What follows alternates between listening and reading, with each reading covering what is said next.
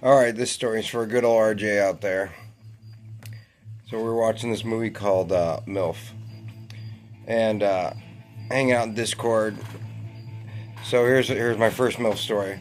I was 20. I just moved into my first apartment, and we were partying and smoking weed, and I was doing nitrous tanks and selling them and stuff. Anyway, long story short, so we're in my room, away from the rest of the people in the house because I got my own personal tank, and then I had like a party tank for everybody else. So we're in my room. There's a few people in there, and there's a chick sitting next to me, and then like my one buddy Jay, who I've been working with for about a year or so. I'm not working with him in like selling drugs and shit like that. So this chick's sitting on the other side of me. We're hitting this nitrous balloon. And I pass it to her. And I look at her and I'm like, I said, "How old are you?" I said, "Are you old enough to be here?" She's like, "Yeah, I know who you are, Tony, and I'm 25."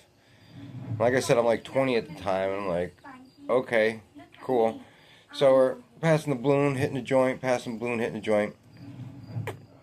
And redhead, right? So I get around to asking her, um, "You got a boyfriend?" She gives me a balloon. I hit it. We start making out for a second, and then I look over and I get hit in the head with a balloon. And this dude's laughing at me. He's like, "Does she have a boyfriend?" He's like, "I'm her husband." And I was like, "Oh damn, dude, I'm sorry. I had no idea." He's like, "It's cool."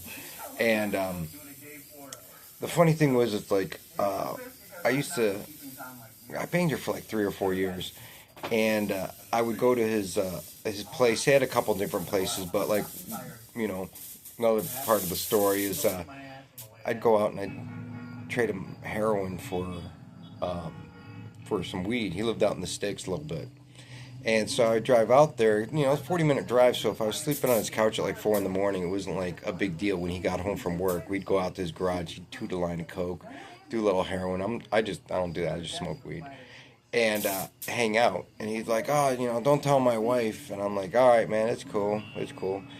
So he goes to bed at like 6:37 in the morning, and I'm like laying on the couch, and she comes out and just starts fucking me, and I don't know what to do. And she's like, "Here, don't tell my husband." And I'm thinking, like, all right, yeah, I can keep a secret. It's cool. So it was cool because like I would hang out and do business with him in the middle of the night when everyone's sleeping, and then go to sleep for like a couple hours, and then she would usually like fuck me before the kids went to school or after the kids went to bed, one or the other, or like both. It was wild times. Like I said, I hung out with these people for like 2 or 3 years, and it's like the first time he caught me fucking her, he was like, comes walking, she's just riding me, and he's like, "What the fuck?" And then I'm like, "Oh shit, I don't know what's going on, man." I'm freaking out because I'm on the second floor of this condo, and it turned out like everybody, dude. There's a bunch of people in the condo. It's like one of those ghetto people, you know. Her and her husband and her kids were sleeping in like the master bedroom. Her sister and her boyfriend were sleeping in another room, which is another funny story about her.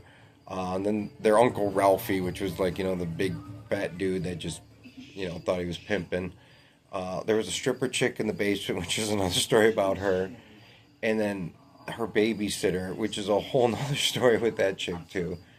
Um, but it's funny because that was like the first time, and then the last time was like 2.5 years later. She's like riding me at like 8 o'clock in the morning.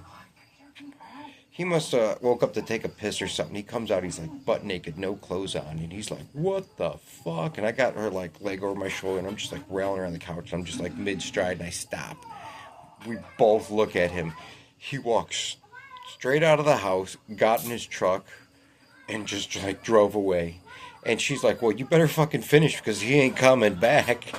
And that was like the last time I ever fucked her. And but it was like it was crazy because like her sister was hanging out with this dude, and he was always going to jail. And he lived over by the jail. Like you could see their condo from the jail, and he would write her letters like, "I could see you on the picnic table with Tony, and I'm gonna kick his ass when I get out and stuff." So I figured, fuck, I might as well fuck her if he wants to kick my ass, which he never did. He was, I don't know, a fucking loser, dude, right?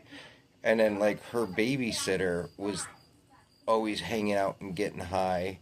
So her babysitter came and stayed with me for a couple weeks, and like me and the married chick and her babysitter, we were like having threesomes in my apartment, and all my roommates were like fucking pissed. Like, man, you fucking all these chicks. I'm like, well, man, I don't have to tell you, man, charisma goes a long way. and and then the stripper chick in the basement, her name was Tony too. Her name was actually Antoinette, and she was like 6'1". But man, I'll tell you what, man. If you ever stick your dick in a 5-gallon bucket of warm water, that was what it was like. It was like, man, way up in there. Couldn't even really finish the job. It was just like, fucking turn off, whatever, you know. Babysitter was the best, actually. She was fun.